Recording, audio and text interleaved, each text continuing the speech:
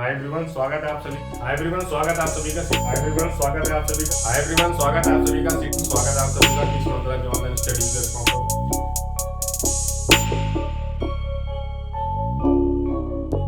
Hi everyone, स्वागत है आप सभी का टीच मंत्रा के ऑनलाइन स्टडी प्लेटफॉर्म पर। जैसा कि हम अपने सीटेट के बैच में ग्रोथ एंड डेवलपमेंट चैप्टर का पार्ट 1 कर चुके थे, तो आज मैं आपके लिए पार्ट 2 लाया हूँ। तो सेकंड पार्ट का मेरा मतलब ये था कि फर्स्ट पार्ट में एक आपका सब हेडिंग रह जाता था जिसमें विकास की अवस्थाओं के बारे में बात करनी थी। मैंने उसको उस वीडियो में इसलिए नहीं डाला कि वो वीडियो आपका पर्टिकुलर लगभग 1 आवर की अब गया था। 1 घंटे 5 मिनट तक का वीडियो वो था, तो लेक्चर काफ़ी बड़ा हो रहा था। अगर मैं इस चीज़ को भी इंक्लूड करता तो वीडियो कम से कम 2 घंटे तक का हो जाता। तो मैं नहीं चाह रहा था कि एक वीडियो आपके लिए पहला ही लेक्चर इतना बड़ा हो जाए। तो इस लेक्चर को मैंने फिर थोड़ा क्रिप्स किया है। जो मेन पॉइंट्स है, आपको की पॉइंट्स वो बता देंगे हम। और इसमें जानने का तरीका ये होता है कि विकास की अवस्था है जो सीटेट के सिलेबस में उसको दूसरे तरीके से एक्सप्लेन करके बताया गया है, जबकि यूपी टेट में जब हम यही चैप्टर पढ़ते हैं सेम, तो हमें इसके बारे में काफ़ी चीज़ें जाननी पड़ती हैं। जैसे मैंने आपको बताया था कि विकास के जो क्षेत्र होते हैं वो कौन कौन से होते हैं। संज्ञानात्मक क्षेत्र के बारे में बात किया था, शारीरिक क्षेत्र के बारे में बात किया था, और फिर हमने सोशल डेवलपमेंट के बारे में बात किया था। सोशल डेवलपमेंट में आपका मोरल भी आ गया था, इमोशनल भी आ गया था, और आपका कॉग्निटिव डेवलपमेंट और लैंग्वेज का पर्सपेक्ट भी आ गया था। मतलब कुल 6 एरियाज थे जहाँ पे हम डेवलपमेंट को डिफाइन करते हैं। उन्हीं 6 एरियाज को देखते हुए हम विकास की अवस्थाओं के बारे में भी बात करते हैं, स्टेजेस ऑफ डेवलपमेंट के बारे में बात करते हैं। तो स्टेजेस ऑफ डेवलपमेंट में आपका क्या हो जाता है, शैशवावस्था आ जाता है, बाल्यावस्था आ जाता है, किशोरावस्था आ जाता है, और उसके बाद प्रौढ़ावस्था। तो ये आपकी 4 अवस्थाओं में हम डिफाइन करते हैं जब एक बच्चा जन्म लेता है, और जन्म के पहले की भी अवस्था बोला जाता है, इन्फेंसी बोला जाता है, भ्रूणा काल उसको बोला जाता है। और उसके बाद का जो हमारा इन्फेंसी चाइल्ड बोल देते हैं शैशवावस्था को, बाल्यावस्था आपका हो जाता है चाइल्डहुड, और किशोरावस्था हो जाता है आपका एडोलसेंस बोल देते हैं, प्रौढ़ावस्था को बोल देते हैं एडोलसेंस के बाद की, आफ्टर एडोलसेंस के जो बाद में बोलते हैं उसको हम प्रौढ़ावस्था बोल देते हैं। प्रौढ़ावस्था मतलब एक तरीके से हो जाता है 21 वर्ष के बाद की जो अवस्था स्टार्ट होती है उसको हम प्रौढ़ावस्था बोल देते हैं, इसको वयस्कावस्था भी बोलते हैं।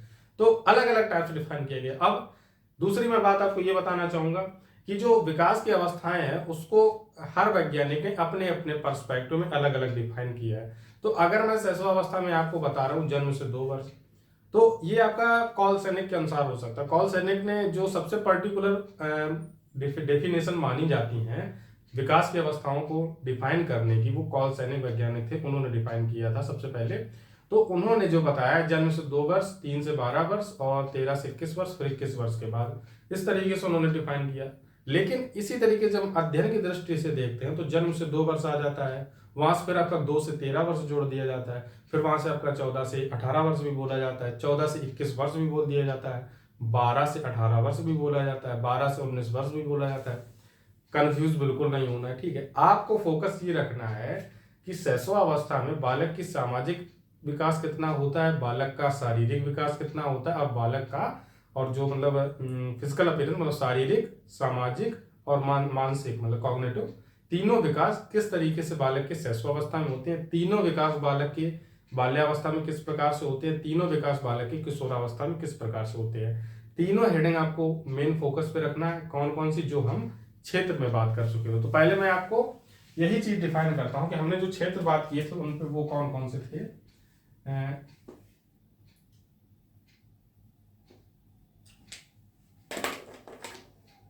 विकास के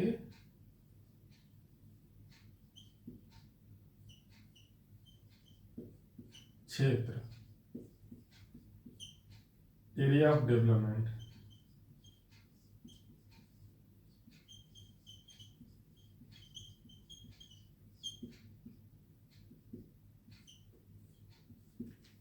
तो इसमें हमने किस तरीके से इसको डिफाइन किया था, डिवाइड किया था। इसको हमने बेसिकली मैंने आपको 3 पार्ट में डिवाइड करके बताया था। क्या इसमें आपका पहला पार्ट मैंने बताया था संज्ञानात्मक विकास,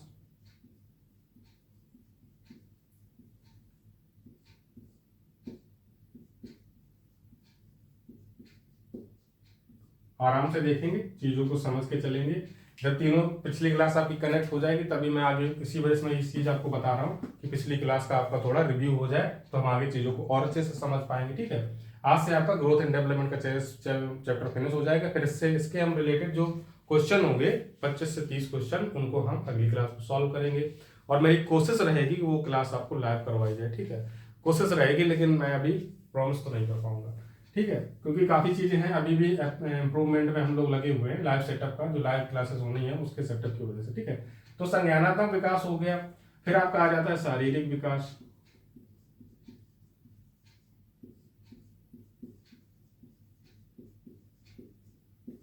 देन आपका थर्ड नंबर आ जाता है सामाजिक विकास।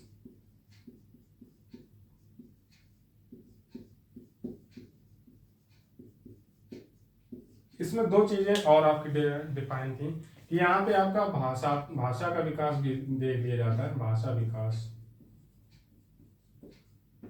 ठीक है। और यहाँ पे आपका संवेगात्मक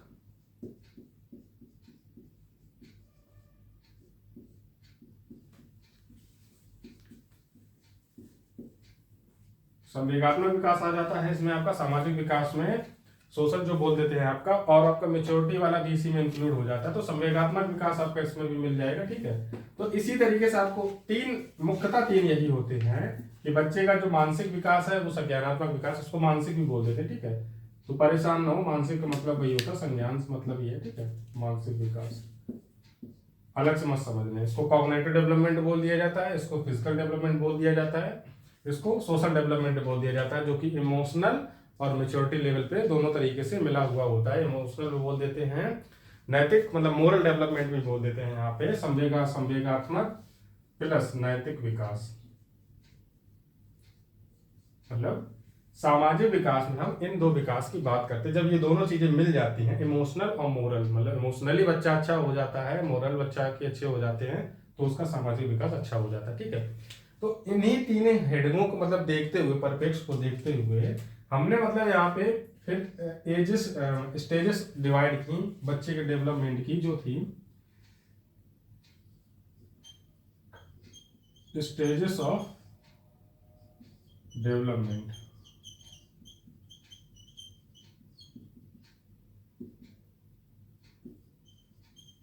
विकास की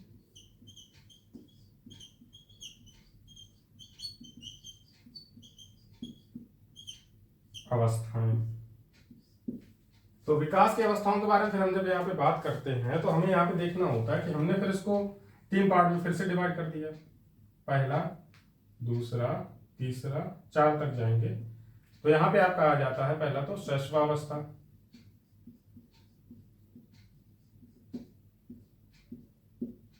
फिर आपका आ जाता है बाल्यावस्था, देन आपका आ जाता है किशोरावस्था। ये अभी मैं फिर से एक बार लिखूंगा, अभी मैं आपको समझाने की वजह से उसको यहाँ पे लिख रहा हूँ कि इससे चीज आप किस तरीके से कनेक्ट करनी है उसकी वजह से। और प्रौढ़ावस्था,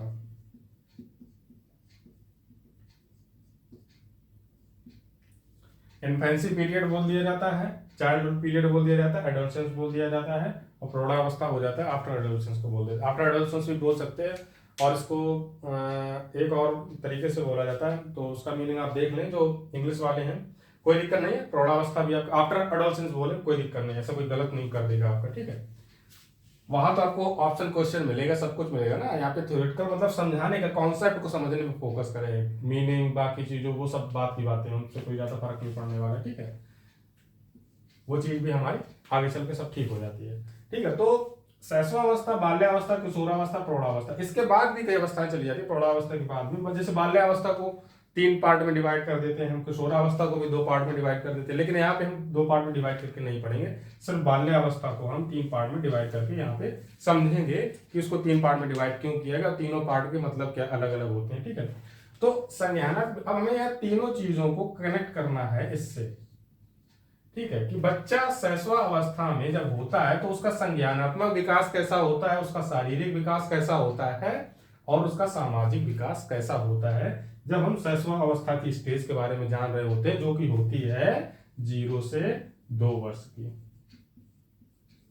तो तरीका ये होगा हमारा, इसी वजह से मैंने आपको विकास के क्षेत्र पहले बताया, बाकी इसके रिलेटेड जो ग्रोथ एंड डेवलपमेंट के बारे में चीजें थी उनको मैंने पहले आपको एक्सप्लेन किया, सारी चीजों के बारे में बता दिया, तभी मैंने आपका फिर इसी वजह से स्टेजेस ऑफ डेवलपमेंट को उस चीज को उसमें वीडियो में नहीं बताया कि आपको अब समझ में आ जाएगा, आप चीज कनेक्ट करके समझ पाएंगे खुद से कि बच्चा शिशुअवस्था में होगा तो उसको तीनों यहाँ पे हमें देखना होगा। जब बच्चा बाल्यावस्था में होगा तब भी हमें उसके तीनों ये एरियाज देखने होंगे।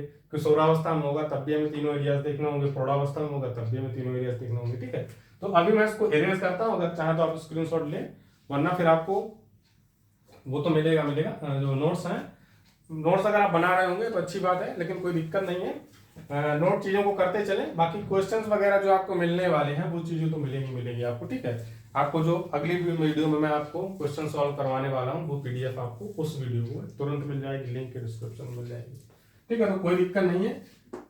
चीजों को समझ लेंगे, कॉन्सेप्ट को समझ लेंगे तो बहुत आसानी होगी। जब आपका सिलेबस खत्म हो जाएगा, हम सिर्फ जब चीजें कर रहे होंगे प्रैक्टिस की, उसमें आसानी ज्यादा हो जाएगी हमारी। ठीक है, तो यहाँ पे ये चीज हमने देख ली। अब मैं इसको इरेज करूंगा तो फिर हम यहाँ पे इसको लिखेंगे, एक चार्ट के जरिए हम इसको समझेंगे। ठीक है,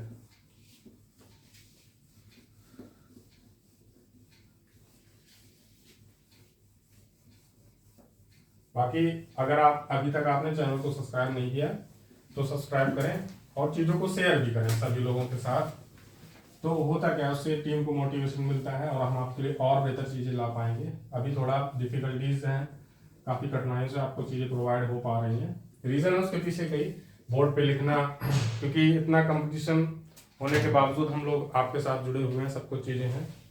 सब लोग डिजिटल बोर्ड पे हैं, हम लोग अभी भी राइटिंग बोर्ड पे हैं। ठीक है, तो कोई दिक्कत नहीं है, वो भी बदलेगा, अभी नहीं तो कुछ समय बाद बदलेगा। तो स्टेजेस हम आप यहाँ लिख लेते हैं। पूरा मैं एक अभी चार्ट बनाऊंगा, उस चार्ट को आप समझेंगे एक एक पॉइंट को। ठीक है, और वही सेम चार्ट अपनी कॉपी पे भी नोट करें। तो आपको उस चार्ट पे ही फिर फोकस करना है। आपको कोई भी थ्योरी अलग जाने की, कहीं जाने की कोई जरूरत नहीं है। ठीक है, इस चीज को समझें। होगा क्या कि स्टेजेस ऑफ डेवलपमेंट मैं यहाँ पे पहले लिखता हूं।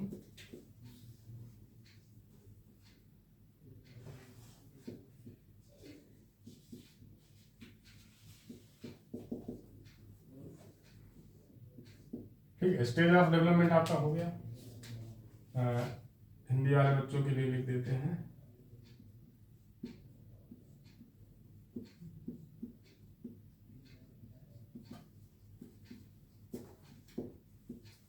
वो हेडिंग आपकी अलग है, इस पर फोकस करें। ठीक है, तो इसमें आपका फिर आ जाएगा, जैसे कि मैंने आपको एरिया बता दिए। एरिया हमारे क्या थे, एरियाज ऑफ डेवलपमेंट। बहुत अच्छे से आपको चार्ट वाइज हम एक्सप्लेन करेंगे चीजों को, तो परेशान ना होना। ठीक है, तो एरिया हमारा पहला क्या हो गया था, मैंने आपको बता दिया था, संज्ञानात्मक।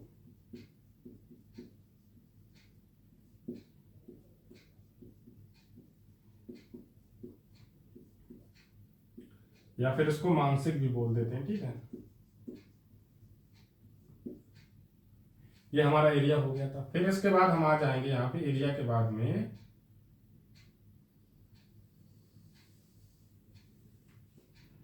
सेकंड नंबर मैंने बता दिया था शारीरिक विकास।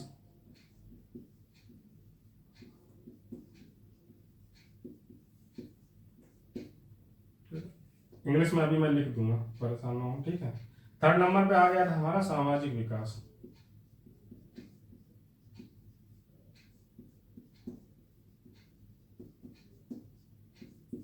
तो अगर हम यहाँ पे 6 के 6 लिखेंगे तो कंफ्यूज हो जाएंगे। 3 हमारे मोस्ट इंपॉर्टेंट है, पूछे भी क्वेश्चन यहीं से जाते हैं। सामाजिक में आपकी 2 चीजें मिल जाती हैं, जैसे आपका इमोशनल हो गया और मोरलिटी वाला, नैतिक वाला हो गया। ठीक है, तो दोनों आप यहाँ पे एक्स्ट्रा में नोट कर लें। संज्ञानात्मक में आपका भाषा विकास भी साथ में चलता है। ठीक है, क्योंकि वो आपका कॉग्निटिव दिमाग से रिलेटेड होता है, मेंटल एबिलिटी से रिलेटेड होता है, तो आपका लैंग्वेज भी दिमाग से रिलेट होगी ना। लैंग्वेज जो भाषा सीखते हैं उसको शरीर से तो सीखते नहीं है, उसको एक्वायर करते हैं ना, मानसिक स्थिति होती है वो हमारी। ठीक है, तो यहाँ पे आपका यहाँ पे लिख लें, जो इंग्लिश वाले बच्चे लिखना चाह रहे हैं, कॉग्निटिव डेवलपमेंट, फिजिकल डेवलपमेंट और आपका सोशल डेवलपमेंट।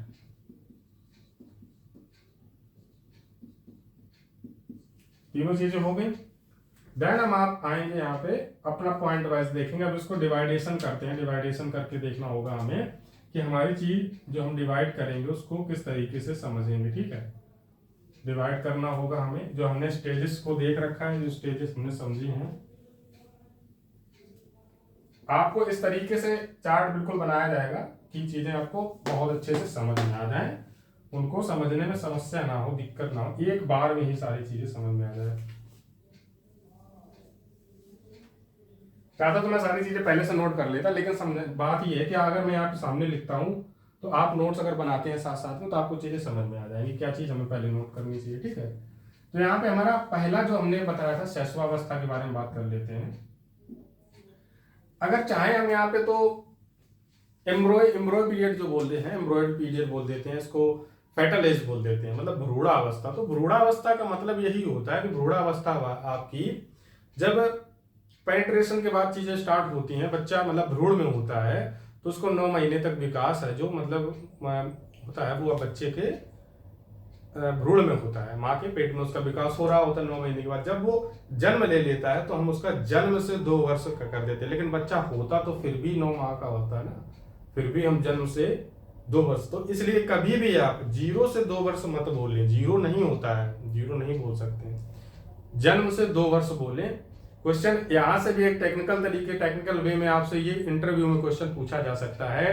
क्या पूछा जाएगा कि बताएं शैशवावस्था की अवधि क्या होती है। अगर आपने गलती से भी बता दिया कि 0 से 2 वर्ष होती है तो आप वहीं पे गलत कर गए हैं। इंटरव्यूअर आपको कहेगा तो नहीं सामने आपसे कि आपने गलत बताया सही बताया, लेकिन आपसे क्रॉस क्वेश्चन जरूर करेगा कि तो फिर बच्चे का 9 माह का मतलब क्या होता है, 9 माह तक वो मतलब क्या हो जाता है। तो फिर आप ये कहेंगे कि जन्म लेता है तभी तो बर्थ होती है तभी तो वो जीवित मतलब लाइफ में आता है, इन लाइफ में कवर करता है। नहीं, बच्चा जब स्टेज में माँ के भ्रूण में होता है उस टाइम तो उसका 0 से जो 30 डेज का पीरियड होता है ना पर वहां पे एम्ब्रॉयन पीरियड बोला जाता है उसको। उसके बाद फेटल एज स्टार्ट हो जाती है, उसमें भी कई एजेस हैं, अलग अलग डिवाइड स्टेजेस हैं, अलग अलग स्टेजेस में डिवाइड कर रखा है। जैसे 0 से 30 दिन, 30 से आपका फिर 90 दिन तक हो जाता है। ठीक है, 90 दिन के बाद आपका फिर 120 दिन, 120 दिन के बाद आपका 240, इस तरीके से चीजें आपकी बढ़ती हुई चली जाती है।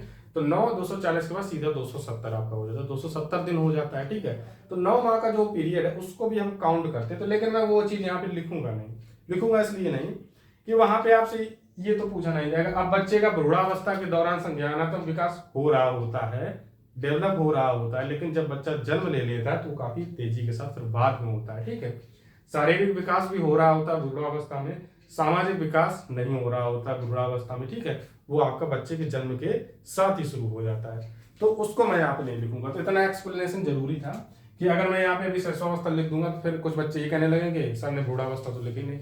तो वो आपको पता होना चाहिए कि शैशवावस्था के पहले भी एक अवस्था होती है जिसको हम एम्ब्रियन पीरियड बोल देते हैं। ठीक है, भ्रूणावस्था बोल देते हैं। तो इसमें हम स्टार्ट कहां से करेंगे, शैशवावस्था से।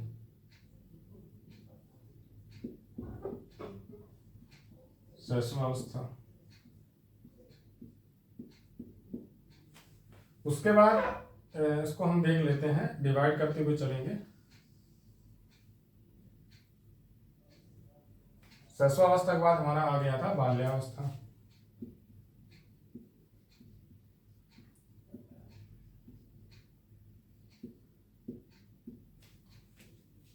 इसको थोड़ा लार्ज रखना पड़ेगा। बाल्यावस्था के बाद आ गया था हमारा किशोरावस्था। इसके बाद आपका प्रौढ़ावस्था होता है, तो उसका ज्यादा इंपॉर्टेंस है नहीं आपके सिलेबस में, आपको पता होनी चाहिए वो स्टेज बस। प्रौढ़ावस्था, इसका मतलब ये है कि किशोरावस्था, बाल्यावस्था, शैशवावस्था, इसके पहले की अवस्था आपकी कौन हो जाती है, वो आपकी हो जाती है प्रौढ़ावस्था। एम्ब्रियन एज बोल देते हैं इसको, हम एम्ब्रियन स्टेज बोल देते हैं। ठीक है, तो प्रौढ़ावस्था का मतलब यही हो जाता है वो स्टेज आपको पता होनी चाहिए वो 21 वर्ष के बाद की। लेकिन जो सीटेट के सिलेबस में मुख्यतः फोकस होता है इन 3 स्टेजेस पे होता है आपका। एक तो हो गया शैशवावस्था, एक हो गया बाल्यावस्था, देन आपका आ जाता है किशोरावस्था, इसको एडोलसेंस बोल देते हैं। ठीक है, इसको आपका चाइल्डहुड पीरियड बोल देते हैं।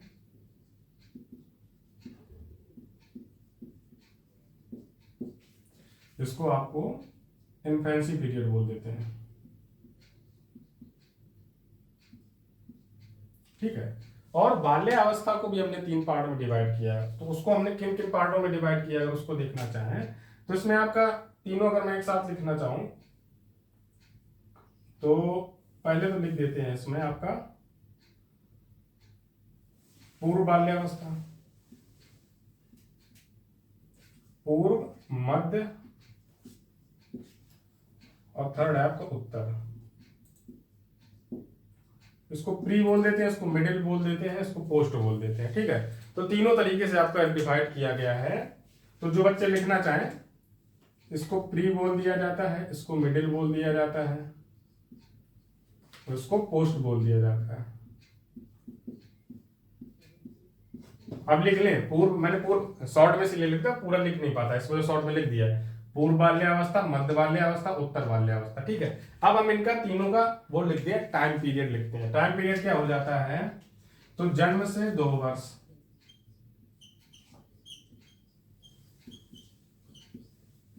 ठीक है, जन्म से 2 वर्ष के बाद आपका आ जाता है। और फिर बाल्यावस्था कब से हम स्टार्ट करेंगे, 3 से 12 वर्ष।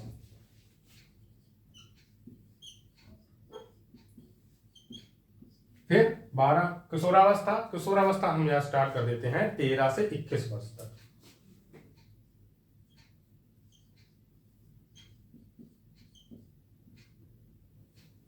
अब इसमें हो क्या जाता है कि जो आपका 13 से 21 वर्ष मैंने किशोरावस्था लिख रखा है, उसमें आपका 13 से 18 वर्ष भी आपको बुक्स में लिखा मिलेगा, 13 से 19 वर्ष भी लिखा मिलेगा, उसको डिफाइन अलग अलग तरीके से कर दिया गया। लेकिन जो आपका पूरा पीरियड आता है वो 13 से 21 वर्ष ही आता है। 18 से 21 वर्ष को हम उत्तर किशोरावस्था बोल देते हैं, और आपका फिर 13 से 16 वर्ष जो आ जाता है उसको बोल देते हैं पूर्व किशोरावस्था, और 16 से जो 18 वर्ष का पीरियड होता है उसको बोल देते हैं मध्य किशोरावस्था।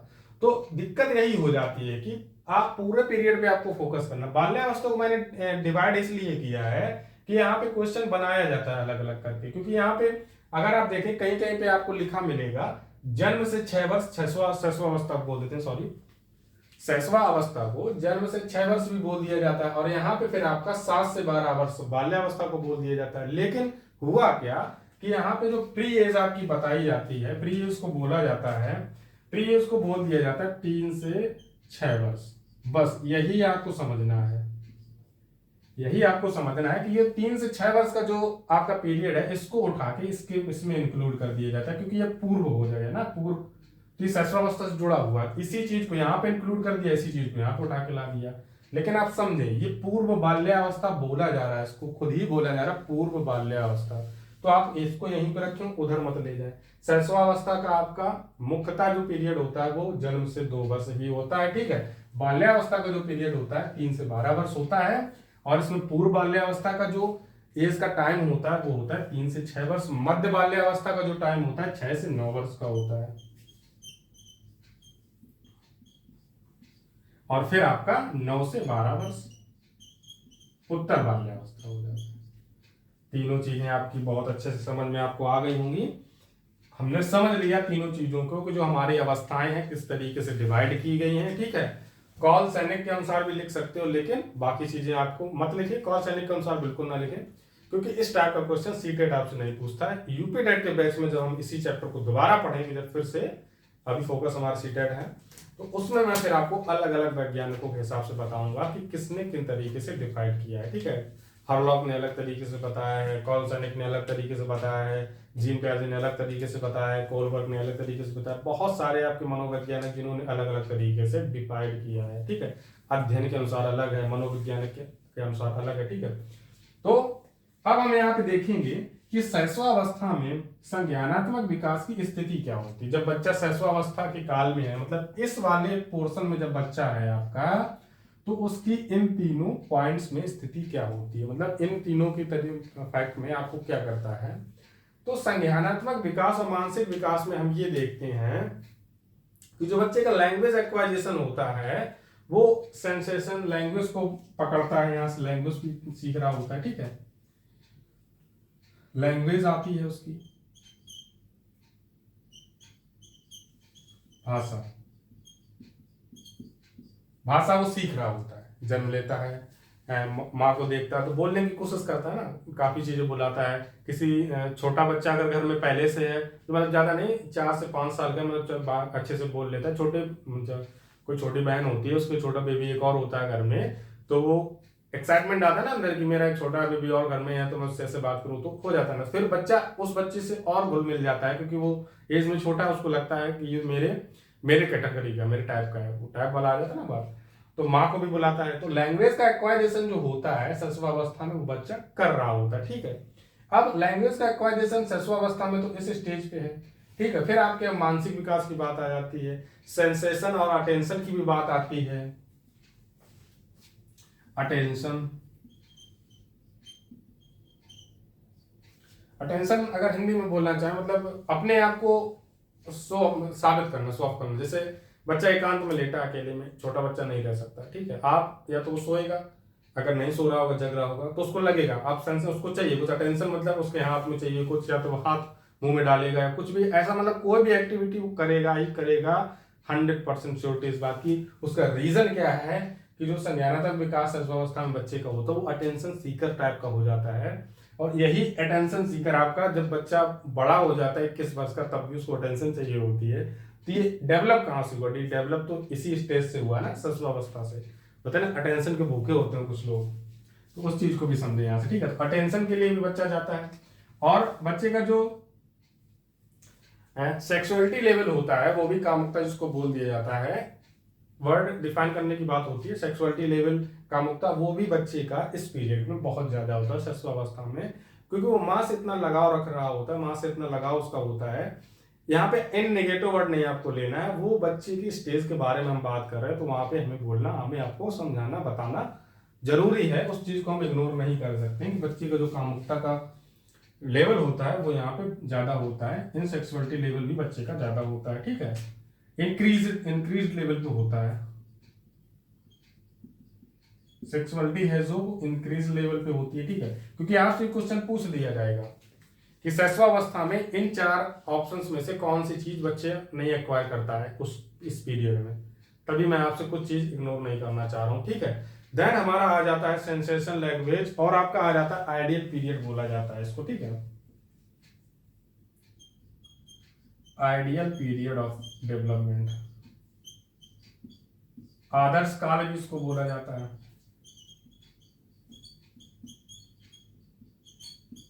बच्चे के विकास का आदर्श काल किसको बोला जाता है? डायरेक्ट क्वेश्चन आपसे पूछा जाएगा, शैशवावस्था को बोला जाता है, ठीक है। अब हमारा यहाँ पे आ जाता है एक चीज और हम पॉइंट करेंगे, हम तीनों पर्सपेक्टिव में बात कर रहे हैं, ठीक है। तो आप अगर चाहें तो अलग अलग लिख लें, लेकिन अगर आप चाहें तो सारी चीजें एक साथ नोट कर सकते हैं, कोई दिक्कत नहीं। लैंग्वेज आपका संज्ञानात्मक विकास से रिलेटेड हो गया, आइडियल पीरियड आदर्श काल हो गया। ये मैंने सिर्फ इसलिए लिख दिया है कि हम इसके व्यू में बात कर रहे हैं इन सब चीजों के बारे में, ठीक है। इन तीनों हेडिंग्स को हमारे दिमाग में रखना है कि हमारा जो डेवलपमेंट चलता है वो इन तीनों पर्सपेक्टिव एरियाज में, क्षेत्र में चलता है, ठीक है। उस चीज की वजह से मैंने यहाँ पे लिखा। देन आपका डिपेंडेंसी जो होती है बच्चे की वो ज्यादा होती है, डिपेंडिंग होता है बच्चा, डिपेंडिंग टू अदर्स। इसका रीजन क्या है डिपेंडिंग टू अदर्स? क्योंकि वो छोटा बच्चा है, खुद से खा नहीं सकता है, चल नहीं सकता है, कुछ लेटा है तो बेचारा लेटा है, अब उसको कोई उठा के ले जाएगा घुमाने बाहर तब वो जाएगा, तो इतना ज़्यादा डिपेंडेंसी होती है उसके ऊपर। 2 साल 3 साल तक वो डिपेंडेंसी को झेलता रहता है, जब बड़ा होता है तो फिर इतना परेशान करता है सबको, वो बदला लेता है उन सब चीज़ों का, ठीक है। कि मैं जब छोटा था मैं वहाँ पे सोता रहता था, मुझे कोई उठा के नहीं ले जाता था, या घर में मुझे लिटा दिया एक रूम में, मम्मी मेरी चली गई सेल्फी ले रही है, रील्स बना रहे हैं इंस्टाग्राम पे, मेरा कोई ध्यान नहीं रख रहा है, तो बड़ा जब बच्चा होगा फिर वो उस चीज़ का बदला लेगा, फिर वो खुद इतना मोबाइल चलाएगा कि उसकी माँ को इरिटेशन होगी कि तुम इतना फ़ोन क्यों चलाते हो। अगर फ़ोन उसको फिर नहीं दिया जाएगा तो फिर वो रोएगा, फिर वो अटेंशन सीख करेगा। क्या अटेंशन सीख करेगा? मुझे फ़ोन दो, अभी फ़ोन चाहिए, मैं रील्स खुद बनाऊंगा। सिखाया किसने रील्स बनाना? जब वो छोटा था तब उसके सामने तुम रील्स बनाते थे, अब जो बड़ा हो गया तब वो तुम्हारे सामने खुद रील्स बनाएगा, दिक्कत हो जाएगी ना वहां से। तो जो डिपेंडेंसी होती है शैशवावस्था में बहुत ज्यादा होती है, क्योंकि चीजें यहाँ से बदलना क्या, वो डिपेंडेंसी रहेगी ना। अब छोटा बच्चा है तो डिपेंड तो सब पे रहता है ना डिपेंडेंसी। इसी डिपेंडेंसी को धीरे धीरे जब आगे बढ़ते चले जाते हैं, उसी को हम ग्रोथ एंड डेवलपमेंट कह देते हैं कि जब बच्चे का ग्रोथ एंड डेवलपमेंट हो जाता है तो ये डिपेंडेंसी खत्म हो जाती है, बच्चा फिर दूसरों पर डिपेंड नहीं हो जाता है, तो वहां पे बोल दिया जाता है कि बच्चा अब किशोरावस्था में पहुंच गया है, अपनी जिम्मेदारी खुद अब उठा सकता है, ठीक है। तो डिपेंडेंसी की बात ये होगी, ठीक है। और अनैतिक, अबोध और असामाजिक भी होता है बच्चे, यहाँ पे डिपेंडिंग टू अदर्स भी होता है। Socialisation started most important period of life होता है, कॉग्निटिव डेवलपमेंट होता है, जो बच्चे का संज्ञानात्मक विकास होता है इस स्टेज में वो सबसे फास्ट होता है। कॉग्निटिव डेवलपमेंट जो बच्चे का होता है सबसे फास्टेस्ट होता है इस स्टेज में, ठीक है। बच्चा अनैतिक होता है, अनमोरल होता है, क्योंकि मोरल उसमें क्या मोरल आएंगे ना, 0 से 2 वर्ष का एक बच्चा है, सॉरी 0 से नहीं, जन्म से 2 वर्ष का कोई एक बच्चा है, उसमें नैतिक अनैतिकता क्या होगी।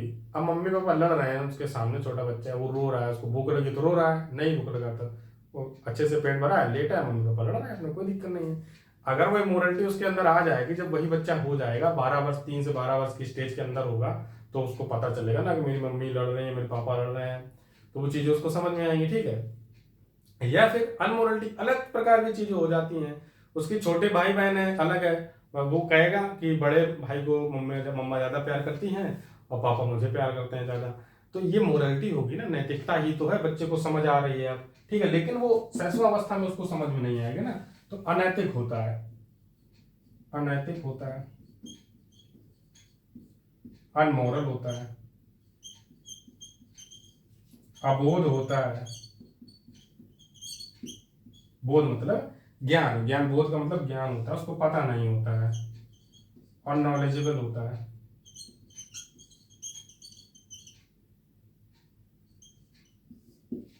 अबोध होता है, अनैतिक होता है, कॉग्निटिव डेवलपमेंट सबसे तेज होता है, दूसरों पे डिपेंडेंट होता है, आदर्श काल बोला जाता है, अटेंशन सीकर होता है, कामुकता सबसे ज्यादा होती है, लैंग्वेज का एक्वाइजेशन स्टार्ट हो जाता है। इतने सारे पॉइंट्स हैं आपको शैशवावस्था में पता होने चाहिए, तभी आपका क्वेश्चन सही हो पाएगा, क्योंकि फिर वो आपका स्टेटमेंट बनाएगा कि यहां से स्टेटमेंट बना देगा, अटेंशन सिर्फ यही वर्ड डालेगा आपके उस स्टेटमेंट में जो आपके ऑप्शन दिए होंगे कि एक बच्चा है वो अटेंशन सीख करने की कोशिश कर रहा है, लेकिन उसके माँ बाप उसको बात को नहीं समझ रहे, बच्चा किस स्टेज में है, ऐसा क्वेश्चन बनाएगा। वो चीज हमारी यहाँ से क्लियर हो रही ना, इन छोटे छोटे बातों का ध्यान दें तभी क्वेश्चन आपके सही होंगे। नंबर गेनिंग का एरिया जो इंपॉर्टेंट चीजें होती हैं वो यही होते हैं, ठीक है। डिपेंडेंट टू अबोध, अनैतिक, अबोध का मतलब ये हो जाता है, आप छोटा बच्चा है, 0 आपका जन्म से 2 वर्ष, उसके आसपास कुछ आपने चीज डाल दी, या चलो कोई ऐसा डॉग आ गया है, डॉग, अब उसको डॉग नहीं, डॉग को वो नहीं समझ रहा है ये काटेगा क्या करेगा किस तरीके से, भले ही पेट है, डॉग एक पेट है, वो घर का पालतू कुत्ता है, उस घर का बहुत मोस्ट इंपॉर्टेंट सदस्य वो भी है, डॉग है जो। अब डॉग को तो पता है कि छोटा बेबी है, ये हमारे घर का एक सदस्य है, मुझे इसकी हेल्प करनी है और इसको प्रोटेक्ट करना है, लेकिन बच्चे को ये चीज नहीं पता है। वो अगर डॉग उसके पास आएगा, हो सकता है गलती से डॉग के हाथ में, मुंह में हाथ डाल दे, वो डाल दे तो डाल दे, क्या ही है। तो यहाँ पे अबोध है, अननॉलेजेबल है, उसको ज्ञान नहीं है ना, अभी 0 से जन्म से 2 वर्ष का एक बच्चा है, उसको कैसे नॉलेज हो सकती है। तो अबोध का मतलब ये हो गया। अनैतिक मैंने आपको बता ही दिया, कॉग्निटिव डेवलपमेंट सबसे तेजी से होता है, मानसिक विकास सबसे तेजी से हो रहा होता है, क्योंकि बच्चा लेटा है, आराम से देख रहा है, चारों तरफ की चीजें समझ रहा है, उसका जो फिजिकल है ग्रोथ वो तो स्लो थोड़ा हो रही, लेकिन हो रही है, लेकिन मेंटली वो इतना फास्ट हो रहा है। वो 3 घंटे सो लेता है, उसकी नींद पूरी हो गई, फिर वो 21 घंटे सबको घर में परेशान करके रखेगा, 2 घंटे सो लेगा, 22 घंटे घर में परेशान करके रखेगा। उसका रीजन यही है कि उसका मानसिक विकास इतनी तेजी से हो रहा होता है। अगर उसने कोई चीज पसंद कर ली कि वो दूसरे रूम में वो चीज रखी है, तो उसको फिर चाहिए, अगर देगा आगे तभी चुप होगा। तो इन सब चीजों को तरीके से आपको समझना होगा, ठीक है। तो ये सारी आपकी चीजें हो गई।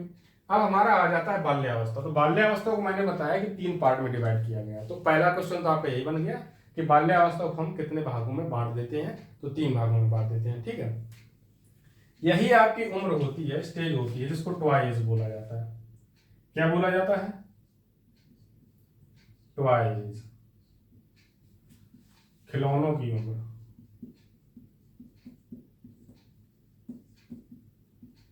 अब आपसे एक क्वेश्चन, इस पे बहुत सा माइनर छोटा सा क्वेश्चन, मतलब बारीक बारीक क्वेश्चन बनाया जाएगा कि रियलिटी में ट्वाइस क्या होती है। तो आपको फिर बताना होगा कि पूर्व बाल्यावस्था होती है, मध्य बाल्यावस्था होती है, उत्तर बाल्यावस्था, इतना अंदर तक भी पूछ लेगा तो समस्या उत्पन्न हो जाएगी। तभी मैंने बाल्यावस्था को 3 पार्ट में डिवाइड किया था, इसी वजह से।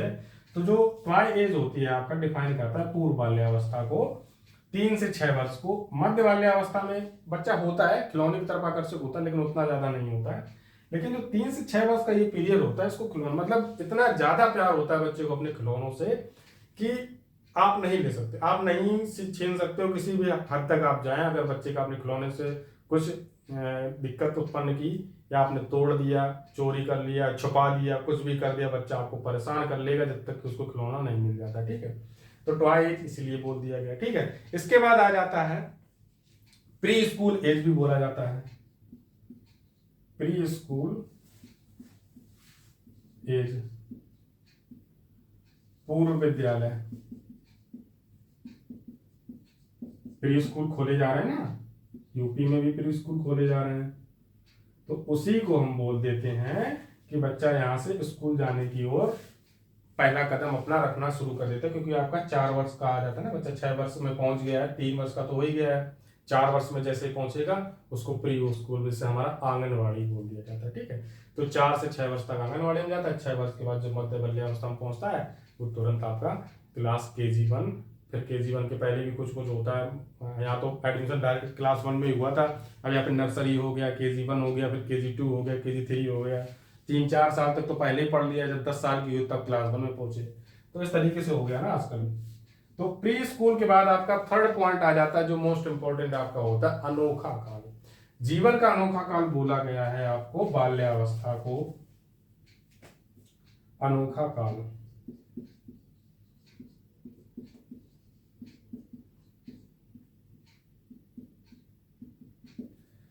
फिल्ड विद सरप्राइजेस, अनोखा काल इसलिए बोल दिया, फील्ड विद सरप्राइजेस से हो जाता है। हैप्पी रेनी एज भी बोला जाता है, खुशहाल वर्षा की उम्र भी बोली जाती है। क्यों खुशहाल वर्षा की उम्र बोली जाती है, अभी हम बताएंगे उसको क्यों बोला जा रहा है। खुशहाल, सुनते जाएं, मैं यहाँ पे लिख रहा हूं क्योंकि लिखने में हो सकता है थोड़ा डिफरेंस हो। खुशहाल वर्षा उम्र, वर्षा की उम्र,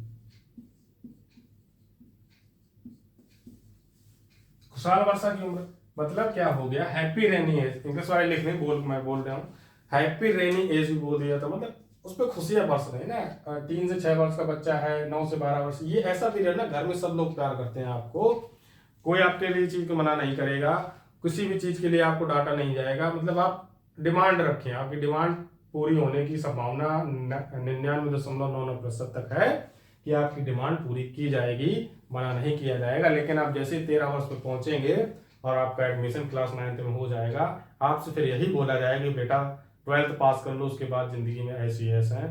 लेकिन ये सबसे बड़ा झूठ बोला जाता है। ठीक है, तो इस पर भी ध्यान दें आप लोग, आपसे भी बोला गया होगा। तो खुशहाल वर्षा की उम्र भी बोला जाता है, अनोखा काल भी बोला जाता है, टॉय एज भी बोला जाता है, प्री स्कूल भी बोला जाता है। और आपका इसमें एक पीरियड पॉइंट आता है, गैंग एज भी बोला जाता है, सोशलाइजेशन का पीरियड भी बोला जाता है, to know how why when. मतलब ये जो बच्चे के क्वेश्चन एक्वायर क्वेश्चन निकलते हैं ना, वो स्टार्ट होता है आपका 6 से 9 वर्ष, 9 से 12 वर्ष की उम्र में। ठीक है, यहाँ पे बच्चा गैंग बनाना स्टार्ट कर देगा, उसका एक खुद का गैंग होगा। आपसे वो बोलेगा डायरेक्ट हमारे एरिया में आप आए तो फिर हम आपको देख लेंगे, इस तरीके से भी बच्चा बोलेगा। वो आपका किस पीरियड में जाके बोलेगा, गैंग एज आपका जो बोल दिया जाता है। समूह अवस्था, समूह में रहना, इसको गैंग एज भी बोल देते हैं। तो गैंग एज आपका जो डिफाइन करता है वो आपका, यहाँ पे चाहे तो आप लिख लें उत्तर बाल्यावस्था लिख लें, गैंग एज के नीचे उत्तर बाल्यावस्था भी लिख सकते हैं आप। 9 से 12 वर्ष, 6 से 9 वर्ष डायरेक्ट लिखें आप, कोई जरूरत नहीं है इसको डिफाइन, क्योंकि इस तरीके से अलग अलग करके बहुत रेयर टाइम का होता है, कोई से कभी पूछ लिया जाए। लेकिन दिमाग में रखिए बात को, थोड़ा सा डिनोट कर ले, नीचे लिखे, मैं यहाँ पे नहीं लिख रहा हूँ। जो उत्तर बाल्यावस्था होती है आपको, उसको गैंग एज भी बोल दिया जाता है, अगर अलग से डिफाइन करने के लिए बोल दे। लेकिन आपसे बाल्यावस्था में समूह एज भी बोला जाएगा। डायरेक्ट अगर क्वेश्चन पूछा जाएगा कि समूह अवस्था किसको बोल दिया जाता है, बाल्यावस्था को बोल दिया जाता है। ठीक है, सोशलाइजेशन आपका बोल दिया जाता है, जो सामाजिक विकास सबसे ज्यादा होता है वो इसी एज में होता है। सोशलाइजेशन सबसे फास्टेस्ट होता है इसी स्टेज में। ठीक है, तो और बच्चा फिर यहाँ पे क्वेश्चंस भी स्टार्ट कर देता है, क्वेश्चंस पुट अप करेगा, हाउ व्हेन व्हाई। ये 3 क्वेश्चन बच्चे की जबान पे रहते हैं। उसने बड़ा सा जिराफ देख लिया, आप उसको चिड़ियाघर में घुमाने ले गए तो कहेगा हाउ, कैसे, इतना बड़ा कैसे है?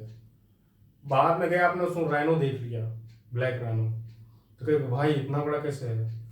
तो ये क्वेश्चन उसके जुबान पे रहेंगे। तो आपसे ये भी पूछा जाता है क्वेश्चन, बच्चे की कौन सी वो उम्र है जहाँ पे बच्चा हाउ व्हेन भाई की क्वेश्चंस के पुटअप करने की ओर ज्यादा अग्रसर रहता है। ये भी आपसे क्वेश्चन पूछा जाएगा, कब, क्यों, कैसे बच्चे की जुबान पे हमेशा रहते हैं।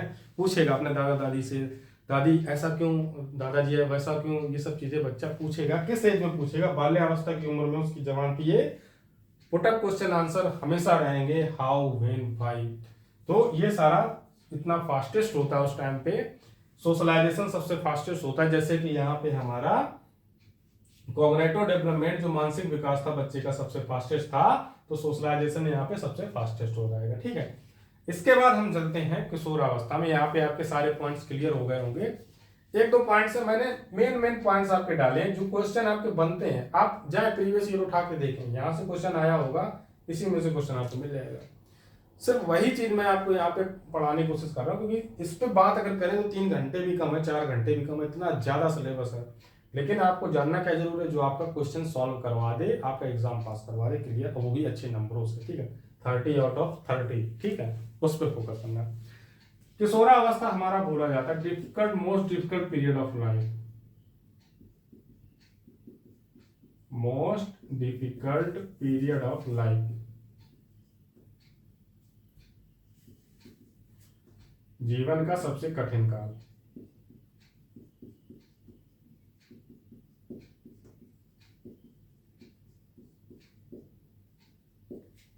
लिख लें, जीवन का सबसे कठिन काल किसको बोला जाता है? किशोरावस्था को। स्टैनले हॉल ने बोला है,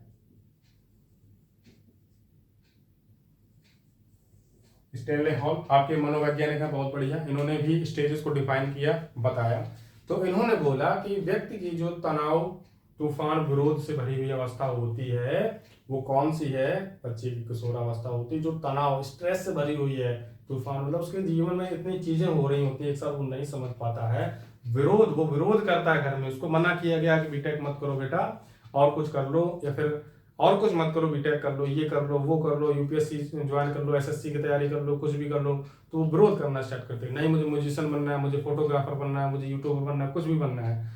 तो विरोध स्टार्ट हो जाता है। जिस घर में, जिस जो वो क्वेश्चन बच्चा जब पुट अप कर रहा था यहाँ पे अपने दादा दादी से पूछ रहा था, उन्हीं दादा दादी से आज वो कहता है सामने खड़ा होके कि नहीं मैं आपकी ये बात नहीं मानूंगा, मुझे म्यूजिशियन बनना है, मैं जा रहा हूँ घर छोड़ के, मुझे म्यूजिशियन ही बनना है, अब मैं एक संगीतकार बन के ही रहूंगा। ठीक है, तो ये जो विरोध का उत्पत्ति होती है, उसमें बच्चे की कोई गलती नहीं है। उसको जो पीरियड है, अवस्था है उसकी, वो जिम्मेदार है, वो उसको इन्फ्लुएंस कर रही है। जो हार्मोनल डेवलपमेंट बच्चे का हो रहा है, क्योंकि यहाँ पे जेनेटाइल जो होता है डेवलपमेंट, वो इतना एग्रेसिव हो जाता है, एग्रेसिवनेस बच्चे के अंदर आ जाती है। जो एस्ट्रोजन होते हैं इतना हार्ड हो जाता है, लेवल उसका बढ़ जाता है, जिसकी वजह से बच्चे के अंदर एग्रेसिवनेस आ जाती है इतनी ज्यादा, वो फिर उसको इमोशनली और मेंटली एंड मोरली वो चीजों को नहीं समझ रहा होता है। जैसा कि कोहलबर्ग ने बताया था नैतिक विकास की, जब आपकी पोस्ट कन्वेंशन स्टेज आ जाती है, बच्चा वहां पे लॉ एंड ऑर्डर फॉलो नहीं करता है,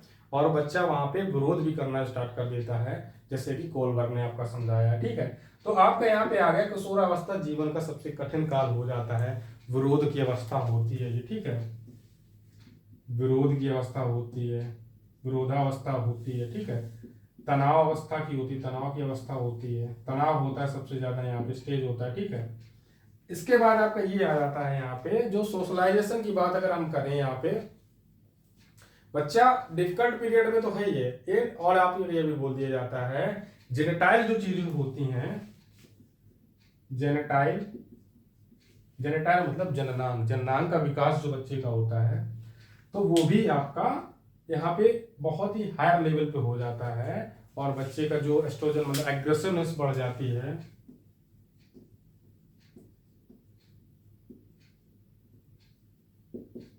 एग्रेसिवनेस बढ़ जाती है। अब यहाँ पे अगर हम सिगमंड फ्राइड की थ्योरी को अप्लाई करें, तो इस स्टेज में किशोरावस्था बच्चा मतलब सिगमंड फ्राइड की कौन सी स्टेज को फॉलो करेगा?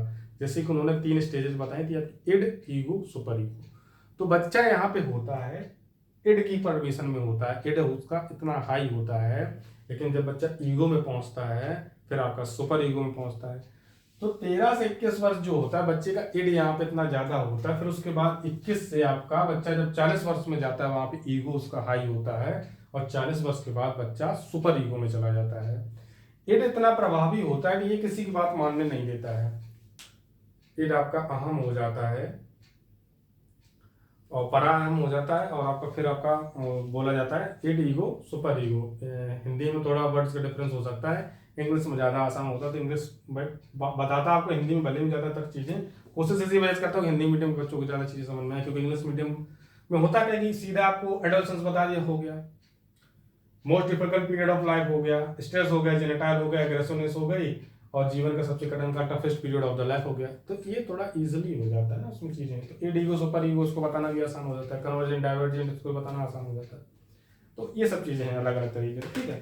लेकिन तो इड ईगो सुपर ईगो की बात करेंगे वो हम सिगमंड फ्रायड की जब थ्योरी पढ़ेंगे, सीटेट में है आपके, कोई दिक्कत नहीं, उसको पढ़ेंगे, वो भी आप अच्छे से समझेंगे। तो यहाँ पे जो हमारे मोस्ट इंपॉर्टेंट पॉइंट हो गए वो कौन कौन से हो गए? Most difficult period of life हो गया, जीवन का सबसे कठिन काल हो गया, विरोधावस्था की अवस्था हो जाती, बच्चा विरोध में ज्यादा रहता है, तनाव बहुत ज्यादा होता है, जेनिटाइल मतलब उसका जो जननांग का विकास होता है सबसे ज्यादा हाई लेवल पे होता है, अग्रेसिवनेस हो जाती है, बच्चे के आवाज में फिजिकल अपीयरेंस में चेंजमेंट्स आते हैं, सुडौल हो जाता है। जैसा कि हमने ग्रोथ एंड डेवलपमेंट मैंने आपका बताया था, बच्चे का जो शिरोन्मुख विकास होता है सिर से पैर की ओर, केंद्र से परिधि की ओर, और आपका एक और मैंने बताया था अंदर से बाहर की ओर, इस तरीके से भी बताया था मैंने। सेंट्रल टू बट सिफेलोडिटिकल बोला था, इसको हमने प्रोक्सिमिडिस्टल बोला था, दोनों मैंने आपको बताए थे, ठीक है। तो उस चीज को भी समझे। तो ये आपके मोस्ट इंपोर्टेंट पॉइंट किशोरावस्था के हो गए। अब वहां पे अगर आप लिखना चाहें प्रौढ़ावस्था, तो प्रौढ़ावस्था को छोड़े नहीं, उसको भी थोड़ा समझ लें कि 21 से 40 वर्ष यहाँ पे बोल देते हैं, और ये सुपर ईगो में होता है यहाँ पे। अगर फ्रायड की थ्योरी आप फॉलो करें तो वैसे कोई दिक्कत नहीं, मत लिखें कंफ्यूज हो जाएंगे।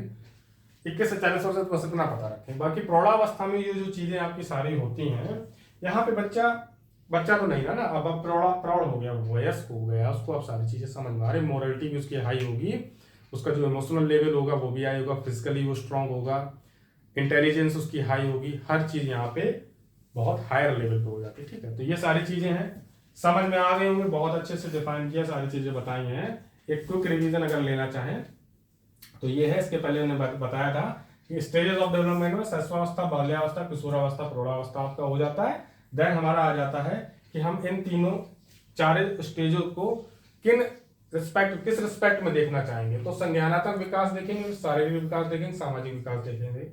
तो ये सारी चीजें हैं, मैंने आपको बताया कि शिशुअवस्था में क्या क्या इंपॉर्टेंट पॉइंट्स होते हैं बच्चे के डेवलपमेंट में, बाल्यावस्था में कौन कौन से इंपॉर्टेंट पॉइंट्स होते हैं, देन हमारा आ गया था किशोरावस्था में कौन कौन से मोस्ट इंपॉर्टेंट पॉइंट्स होते हैं। तो सारी चीजें आपको बेसिकली समझ में आ गई होंगी, मैंने बहुत अच्छे से कोशिश की है समझाने की, ठीक है। बाकी इससे रिलेटेड जो हम आपकी क्वेश्चन एमसीक्यू क्लास तुरंत आएगी, बिल्कुल आएगी, उसमें चीजों को और अच्छे से समझेंगे, थ्योरी आपकी क्लियर हो गई होगी, सारी चीजें आपको समझ में आ गई होगी, इसके क्वेश्चन भी मैंने इंक्लूड करे हैं। बाकी आपके जो ग्रोथ एंड डेवलपमेंट जितने भी क्वेश्चन हो सकते थे प्रीवियस ईयर, वो सारे प्रीवियस ईयर क्वेश्चन उठाए हैं। 20 से 25 क्वेश्चन अच्छे से सॉल्व करेंगे, बढ़िया से चैप्टर एकदम क्लियर हो जाएगा, कोई दिक्कत नहीं होगी। फिर आपको जब न्यू एमसीक्यू सीरीज करवाएंगे, जैसे अभी थ्योरी चलेगा, फिर एमसीक्यू आएगा, फिर थ्योरी क्लास आएगी, फिर एमसीक्यू आएगी। तो इस तरीके से करते करते जब हम रिवीजन स्टार्ट करेंगे तो हमारा मिक्सअप क्वेश्चन होंगे ना, प्रीवियस ईयर भी होगा, न्यू क्वेश्चन भी होगा, मोस्ट इंपॉर्टेंट क्वेश्चन भी होगा, और जो हमारे रिलेटेड होंगे सारे चैप्टर के मिक्सअप क्वेश्चन होंगे, 50 टॉप 50 क्वेश्चन, टॉप 100 क्वेश्चन, ऐसे करते हुए चलेंगे। तो सारी चीजें आपकी, मतलब जो बच्चा जीरो पे है ना, बिल्कुल सीटेट जो बिल्कुल चाहता है कि नहीं अब मुझसे निकल ही नहीं सकता, अगर वो बच्चा अभी से फॉलो करना स्टार्ट करेगा, आज के 1 महीने बाद वो कहेगा हाँ मेरा की बार निकलेगा, कोई रोक नहीं सकता है, ठीक है। तो ये माइंडसेट से मैं आपको पढ़ाने की कोशिश कर रहा हूँ, इस माइंडसेट से, तभी मैं चीजों आपको चाहूँ तो अभी एमसीक्यू उठाऊं, 10 सॉल्व करवा दूं डेली, कोई दिक्कत नहीं, आराम से उसमें हो जाएगा। जिन बच्चों को आता है उनको तो और मजा आएगा ना, एमसीक्यू करने में उनको और मजा आता है। अब जो बच्चों को आता नहीं है उनको दिक्कत हो जाती है, ठीक है। सारी चीजें हो गई होंगी, फिर मिलते हैं आपसे और बेहतर क्लास में। जो हमारा सीटेट बैच चल रहा है इसमें हम अगली क्लास में बात करेंगे, जो आपका नेक्स्ट चैप्टर है उसके बारे में, आपका ग्रोथ एंड डेवलपमेंट के अगले स्टेजेस के बारे में बात करेंगे, सोशलाइजेशन के बारे में बात करेंगे, उसके बारे में बात कर लेंगे, ठीक है। इसके बाद जो आगे चैप्टर्स आएंगे उन पर बात करेंगे, ठीक है। तो तब तक के लिए साइनिंग ऑफ, गुड बाय, ऐसे हंसते रहे, मुस्कुराते रहे, चैनल को सब्सक्राइब नहीं किया तो जरूर करें, ठीक है।